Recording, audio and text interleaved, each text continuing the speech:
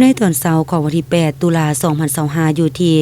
อ่างน้ำห้วยตุน2บ้านอุดมเมืองกำเกิดแขวงบุรีคำไซได้จัดงานบุญสวงเหือประเพณีออกพรรษาปวารณาประจำปีพศ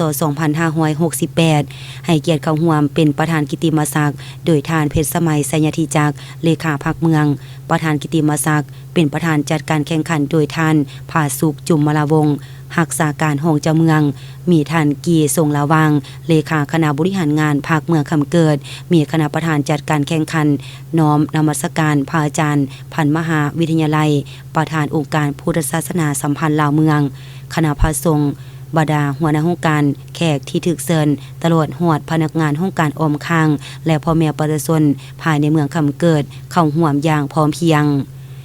ในพิธีทานผาสุกจุมมลวงศ์ใดขึ้นกล่าวเปิดพิธีบุญออกพรรษาแม่นติดพันกับการแข่งขันสวงเหือซึ่งเป็นบุญประเพณีเนื่องที่นอนอยู่ในฮีต12ของ14ของลาวและเป็นกิจกรรมเนื่องที่ประชาชนลาวปฏิบัติกันมาในทุกๆปีซึ่งในปีนี้เมืองคำเกิดจะได้จัดการแข่งขันเป็นเวลา2วันคือเริ่มแต่วันที่8-9ตุลา2025มีการแข่งขันสวงเหือออกพรรษาปวารณาเพื่อเป็นการเอาเลิกเอาใส่ตามวิถีประเพณีที่เคยปฏิบัติกันมาพร้อมทั้งเป็นการสร้างความสามัคคีม่วนซื่นระหว่างสีพายและผู้ชมที่เข้าร่วมพร้อมกันนั้นทันแสงทองรอมณีห้องหัวหน้าการศึกษาธิการและกีฬาเมืองได้ขึ้นรายงานการกาเกียมพร้อมทั้งแจ้งทีมเข้าร่วมการแข่งขันเสริมทานให้ฮู้ว่า